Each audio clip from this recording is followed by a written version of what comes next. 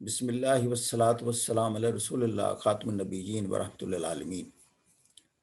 تو ہم بات کر رہے تھے کہ بک ریڈنگ کا جو کانسیپٹ ہے ڈویل ورڈ میں اور انڈر ڈویل ورڈ میں، وہ یہ ہے کہ یہاں کتاب پڑھنا اچھا نہیں سمجھا جاتا، شوق نہیں ہے۔ کورس کی بھی ہم نہیں پوری پڑھتے، اس میں بھی کہتے ہیں نوٹس ہمیں دے دو، یا کوئی بریف دے دو، یا کوئی شارٹ کٹ بتا دو، یا گیس لگا دو۔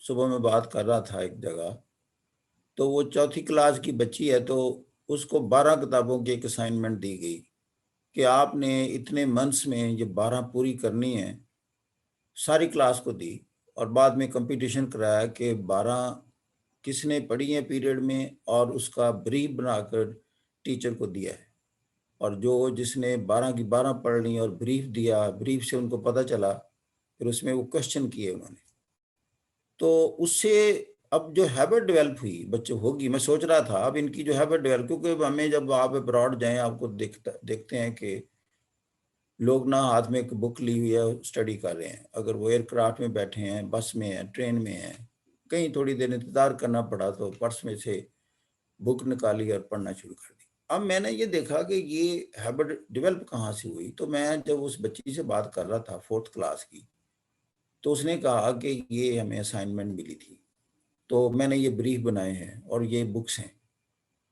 تو اس سے مجھے فوراً سمجھ آ گئی کہ اس ایج میں جو ان کی ہیبٹ بنا دی گئی بک ریڈنگ کی، یہ جب بڑے بھی ہوتے ہیں تو ان کا جیسے کہتے ہیں گزارا نہیں ہوتا، دل نہیں لگتا کہ کون سی بک پڑھنی ہے، جی فارغ بیٹھے ہیں۔ اب میں ایک ڈفرینس کریٹ کر دیکھ لیا میں نے کہ جی we are under developed country, اور نالج، وزڈم، انوویشن، کریشن، اس سب میں ہم بیکورڈ ہیں۔ ہماری نہ سوشالوجی میں کوئی ورڈ کی کوئی کنٹریبیوشن ہے، پبلک ایڈمنسٹریشن کی کوئی فارن بک اٹھا لیں، کوئی ہمارا ریفرنس نہیں نظر آئے گا، کوئی کام کیا ہوا انٹلیکچوئل اس میں مینشن نہیں ہے۔ اسی طرح کوئی ورلڈ لیول کی کوئی ہسٹورک ریسرچ ہے، اس میں بھی نہیں ہے۔ ساری تھرڈ ورلڈ کا ایک ہی حال ہے، پاکستان اس میں شامل ہے۔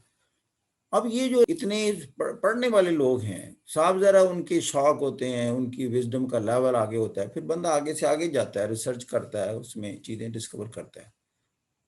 تو یہ افسوس ہمارا ہوتا ہے کہ ہمارا ایکسپوجر ٹھیک نہیں ہے، right from over childhood in over educational institutions, کہ ہم میں بک ریڈنگ کی ہیبٹ نہیں ڈالی گئی۔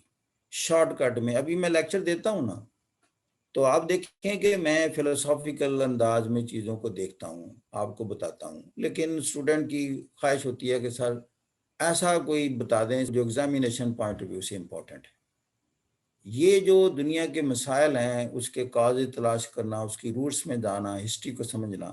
اب دیکھیں 3 ماہ کا میرا کورس ہے، 3 ماہ کوئی بڑی چیز نہیں ہے زندگی میں، اور ہمارے نیشنل اور انٹرنیشنل جتنے ایشوز ہیں، جتنے دنیا کے مسائل ہیں، سارے ڈسکس ہوتے ہیں۔ اس کے پیچھے پتہ نہیں کتنی کتابوں کا نچوڑ ہے، بلکہ بھی میری اپنی زندگی کا نچوڑ ہے۔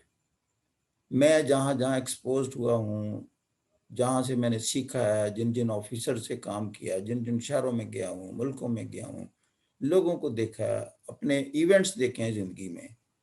وہ لوگ ہیں 65 کی وار کو ہم نے دیکھا، 70 کو دیکھا، پاکستان کے مختلف ادوار دیکھے، پھر ہم نے یہ بھی دیکھا کہ دنیا بیکورڈ جو ہے ان کے کیا خصوصیات ہوتی ہیں، ڈویلپ ورلڈ کیوں ڈیولپ ہے، اس میں کیا ہے، جا کر دیکھا، جاپان کو بھی دیکھا۔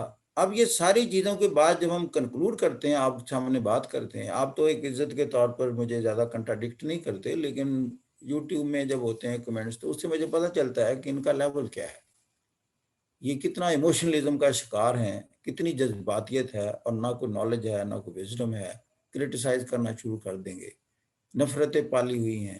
ان کو یہ بھی نہیں پتا کہ ہمارے خیر خواہ لوگ کون ہیں، ہمارے لوگوں کے خیر خواہ کون ہیں، یہ ان کو آئیڈینٹیفائی نہیں کر سکتے۔ اس ملک کے خیر خواہ کون ہیں؟ اگر ان کو پتا ہو کہ اس ملک کے خیر خواہ کون ہے، تو ملک کا حالت یہ ہو۔ ملک کے پاس کچھ بھی نہیں ہے، کوئی پیسہ نہیں ہے، کوئی انٹلیکٹ نہیں ہے، کوئی سائنٹیفک ایڈوانسمنٹ نہیں ہے، کوئی کمیٹی آف نیشنز میں کہیں مقام نہیں ہے۔ کرپشن ابھی آپ خود لکھ رہے ہیں کہ 180 ممالک میں 124واں نمبر ہے۔ تو یہ ساری جو ہماری 1947 آنورڈ ہسٹری ہے، اس کا جو ٹوٹل نیٹ رزلٹ ہے وہ یہی رزلٹ ہے نا، کہ ہم بیکاری ہیں ابھی تک۔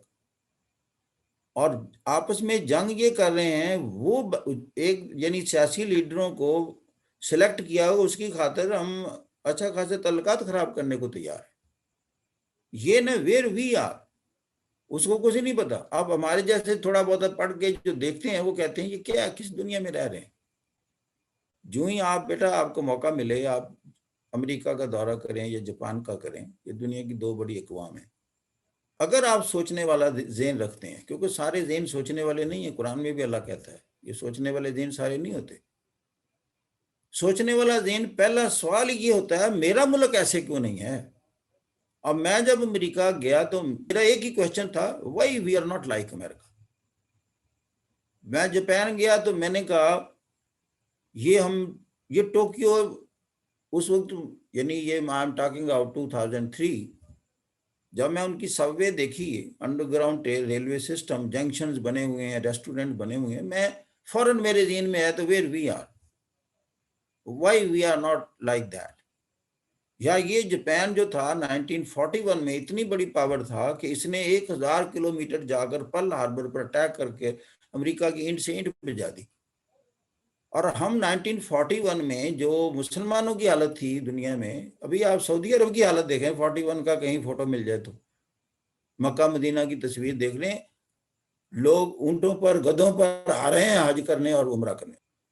ان کے لباس دیکھ لیں، وہاں اس وقت کی بلڈنگ دیکھ لیں. کہاں یہ آئی رائزنگ تھی؟ تیل بعد میں باہر کے لوگ آئے، انہوں نے تیل نکالا. ان سے تیل زمین سے کہاں نکلتا تھا؟ یہ تو سرسوں کے بیج سے باہر تیل کے علاوہ تو یہ کچھ تیل نہیں نکال سکتے تھے. کون اتنا زمین میں گہرا کھودے اور 1000 میٹر تک نیچر جا کر تو وہاں سے. یہ تو برطانیہ کے لوگ آئے، یورپ سے آئے، انہوں نے اس ریت کے نیچے سے تیل نکال کر ان کو دیا.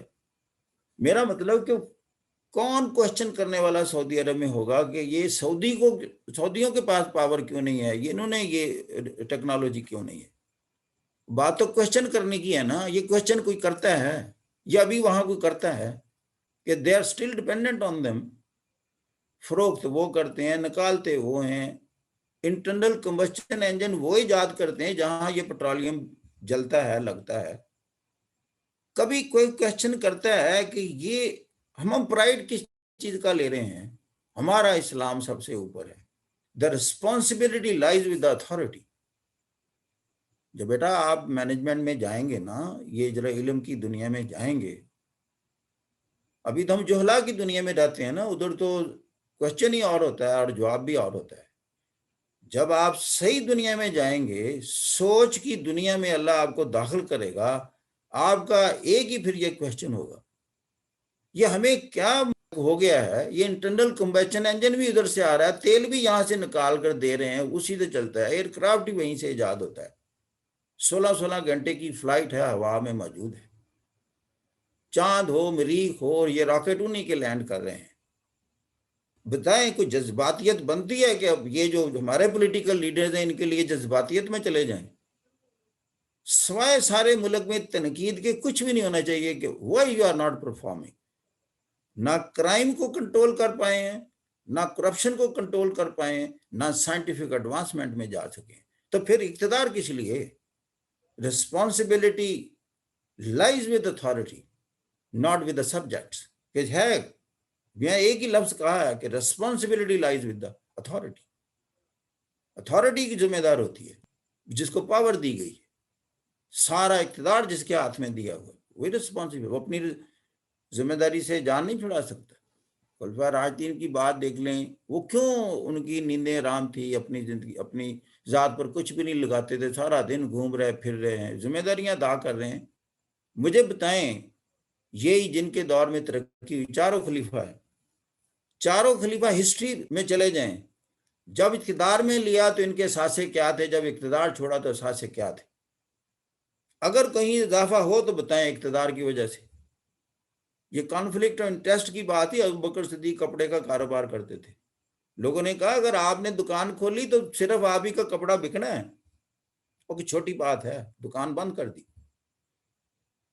اس کو کہتے ہیں کانفلکٹ آف انٹرسٹ. اور کوئی ہے سوچ کا یہ تصور ہے ساری تھرڈ ورلڈ میں. That's why they are third.